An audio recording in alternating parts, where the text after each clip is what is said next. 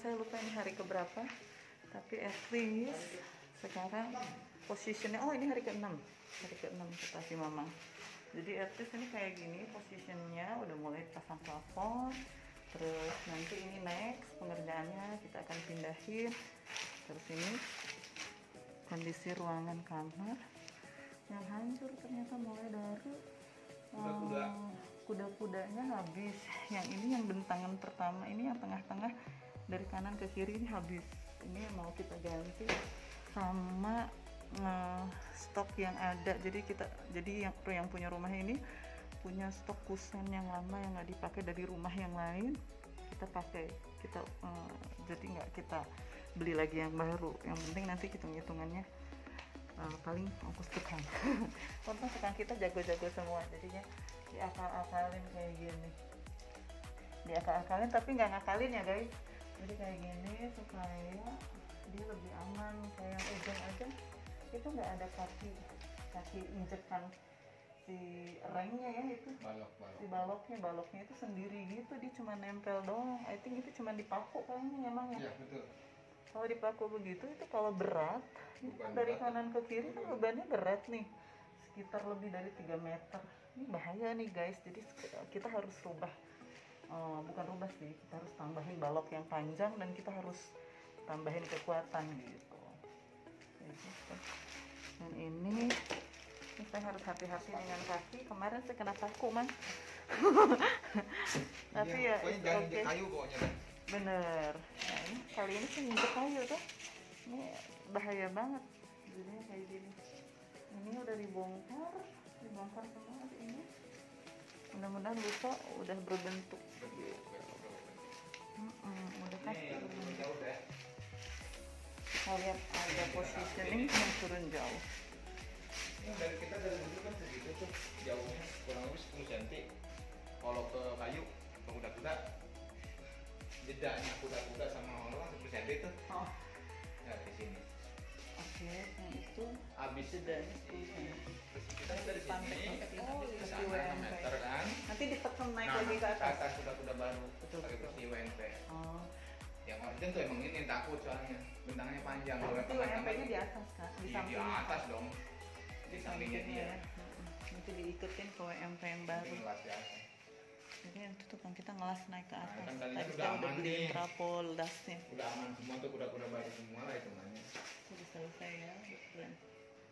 Ini satu kuda-kuda ini udah 3 dan 4 baru dibikin. Tadinya dikirain nggak ada problem, tapi ya yang namanya rumah tua tetap problem. Hai guys. Untuk puing-puing buangan biasanya aku pengalaman aja sih, yang lama itu begitu udah penuh gitu kan di storage-nya kayak gini, kita udah langsung buang puingnya. Tapi sekarang aku nggak bilang begitu karena orang aku tuh udah jago banget, dia tuh langsung manajemen puing gitu. Jadi manajemen sampah semua di manage gitu kan. Kayak yang pertama supaya nggak nyempitin ruangan, jadi dibikin satu tempat. Yang kedua, kita barang-barang yang masih bisa dipakai kayak kasur-kasur gini kan, kadang-kadang kita sekarang belum tahu mau dipakai buat apa, tapi pas perjalanan project itu suka kebantu mau bikin apa kayak gitu. Nah terus ini kayak batu-batu ini nanti kita akan bersihin, kita akan cat ulang, kita ratain, kita akan kasih profil di atas. Jadi kita lihat setelah ini Mang Sugan. Aku baru tahu kalau dia masih keluarga. Aduh, ini kalau kita jarang ketemu gitu. Memang ini aku tak bikin ini project keluarga gitu. Kesannya kayak project keluarga, anggaplah ini lagi reuni guys gitu. Jadi karena kita jarang banget ketemu gitu, kita lihat sekeliling kita masih ada ya saudara-saudara yang bisa kita ajak untuk kerja bareng. Ya udah, itu lakukan gitu kan. Itu kita lagi lebaran di sini, belum tentu lebaran juga bisa ngumpul sebanyak ini. Semuanya masih saudara. Ini Bapak manajer.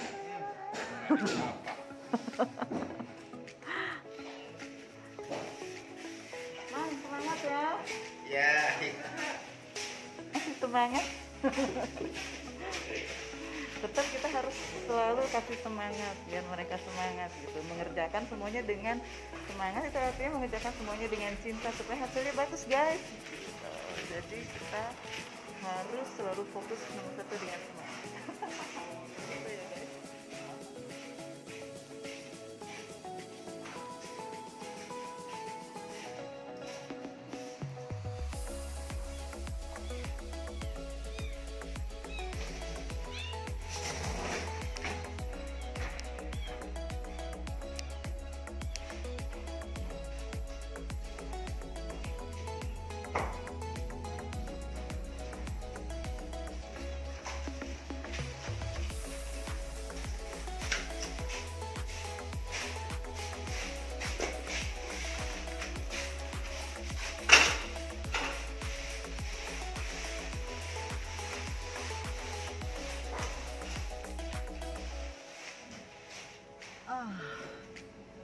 Alhamdulillah ternyata selesai. Udah dikasih hand sanitizer, balik lagi baru bisa lepas masker sesuai dengan protokol COVID buat aku dan pasukan aku tadi. Jadi sekarang aku lagi mau menuju ke Mitra 10 lagi mau lihat ada yang kita butuhin, dan alhamdulillah semuanya sudah berjalan sesuai rencana. Hanya yang tadinya kita tidak harus obrolin kuda-kuda dan sebagainya per atasan, tapi ternyata di pertengahan jalan kita harus rubah. Jadi kita kerjakan dulu yang urgent thingsnya, jadi habis itu baru kita bisa on schedule lagi, kembali ke schedule awal gitu. So hari ini sudah selesai, kita ketemu lagi nanti besok atau lu saatnya rencana kesini lagi. So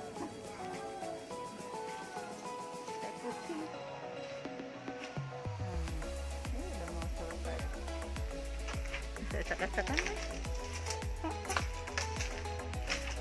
Banyak sampah, betul sampahnya. Assalamualaikum, udah mulai dilepas-lepas semua kaca-kacanya. Kaca-kaca besi udah dilepas ya. Markingannya 20 nih, 20 jadi. Jadi 20 berarti nanti jadinya 415 volume.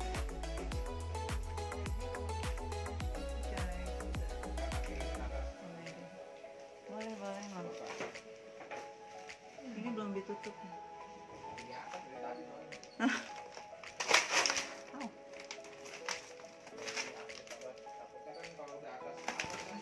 Selesai di marking, mau bikin plafon. Kita marking dulu biar nggak miring-miring gitu. Halo teman-teman, sebelum pasukan aku bukain pintu, aku mau info ke kalian. Hari ini aku lagi mau cek lokasi. Ini hari yang I think ini hari kedua minggu dari project awal mulai gitu. Sekarang semuanya udah dibeli, materialnya udah dibeli, besi-besi, kayu-kayu, GRC, gipsum, dan semuanya udah dibeli. Tinggal mau beli profil gipsum aja, tapi nanti itu belakangan. Itu kan hanya estetik aja, jadi itu nggak masalah gitu. Nah, sekarang kita lagi mau cek untuk titik lampu downlight, dan gimana sih baiknya kita pilih titik lampu. Kita menentukan titik lampu itu seperti apa. Kalau umumnya kan 1 sampai 1,5 meter di antara satu dengan yang lainnya gitu, tapi tidak memungkinkan kalau kalian menaruh titik lampu itu di angka sekitar 2 meter, 2,5 meter. Berarti itu lebih bisa berhemat dengan downlightnya itu sendiri. Jadi karena satu titik itu kan ada cost-nya sendiri. Kalau misalkan sampai ke saklar dan sebagainya, itu mereka per titiknya itu sekitar 350.000, 350.000, tergantung, ada yang 250.000, tergantung speknya.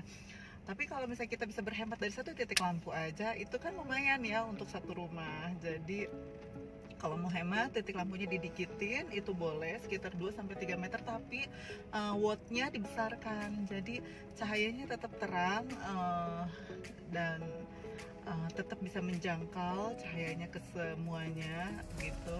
Dan seperti apa, aku akan liatin ke kalian titik lampu yang kita mau bilang hemat, tapi juga tetap terang ketika mereka lagi lagi ada bikin pengajian kan. Rumah ini ceritanya bukan rumah utama tapi rumah yang mau dibikinkan untuk pengajian juga nantinya, untuk dibikin tempat gym juga gitu. Jadi so multifunction place seperti safe house ketika banjir, maka ini safe house-nya untuk keadaan banjir. Atau mungkin ketika ada keluarga yang membutuhkan, maka ini safe house-nya, kayak gitu ceritanya. Oke, kita mulai panjang lebar, tetap kita dengan protokol COVID, pakai masker seperti ini, dan tetap supaya tidak debu, aku pakai pelindung alias kacamatanya kotor banget.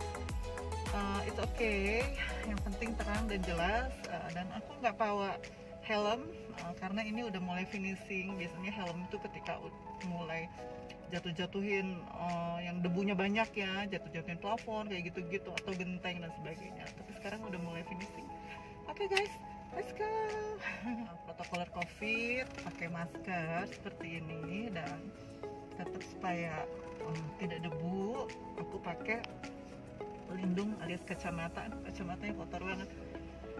It's okay, yang penting terang dan jelas, dan aku nggak bawa helm karena ini udah mulai finishing. Biasanya helm itu ketika mulai jatuh-jatuhin yang debunya banyak ya, jatuh-jatuhin plafon kayak gitu-gitu atau genteng dan sebagainya. Tapi sekarang udah mulai finishing.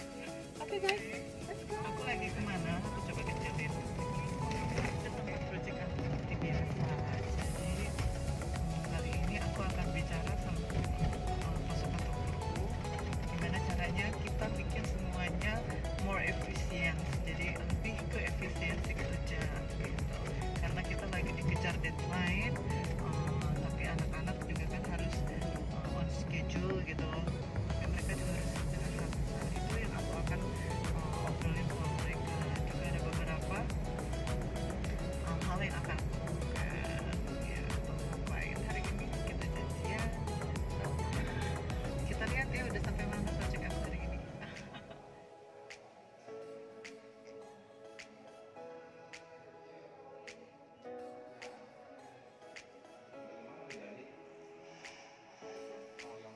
Luyong aja, jadi nggak pakai apa-apa. Foto kalau bisa sih ini sampai ke plafon lagi, jadi benar-benar luyong plafon kayak yang itu.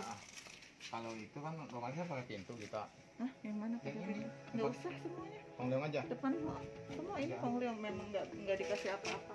Kita kan kuda-kuda kelihatannya harus di habisin aja. Kelihatan. Biar enggak Sampai balok gitu teh. Kan balok utamanya. No, pokoknya begini tuh.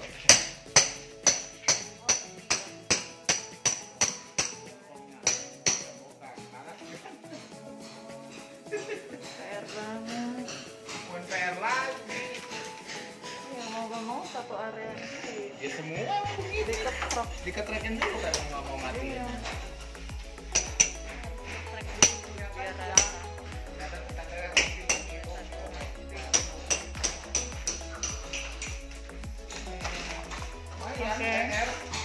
penggarisnya hebat.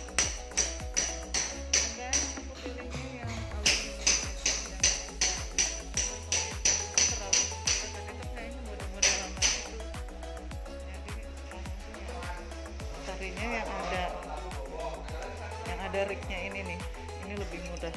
Yang warna putih ini lebih mudah, kan biasanya yang umum tuh hanya dua aja. Tapi sekarang tuh tiap orang pilih ada ini lebih enak, jadi dia nggak kotor-kotor gitu. Dan aku beli juga yang cari yang paling murah karena sama aja sih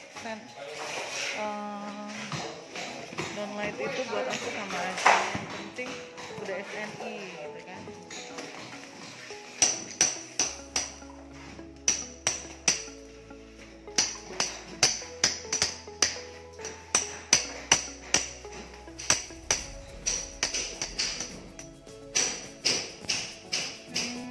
Teman-teman baru selesai barusan, udah selesai semua. Jadi sekarang bisa back to home for another works gitu. Nah barusan tuh udah kita obrolin soal efisiensi kerja. Jadi kalau setiap bagian malam anak-anak bisa pasang lift dan sebagainya. Jadi kalau misalkan mereka kerja beratnya siang, malamnya itu yang nggak kerja berat sambil mereka bisa ngopi-ngopi, ngerokok gitu. Tapi tetap waktunya efektif karena apa yang bisa dikerjakan ringan-ringan itu saya masukin ke malam. Apa yang dikerjakan berat-berat yang lebih harus spesifik, lebih teliti, kerjainnya siang. Jadi semuanya pilihan sih, dikembaliin lagi ke manajemen tenaga kerjanya. Nah tadi sama mandor, manajemen tenaga kerjaku mandornya, tapi tukang juga dia gitu, dan kita masih family, so semuanya tadi gampang banget bicarainnya. Kalau misalkan kita ngobrol sama yang memang kompeten di bidangnya, bukan tukang jadi-jadian atau bukan tukang yang serabutan gitu, itu lebih efektif untuk ngobrolnya.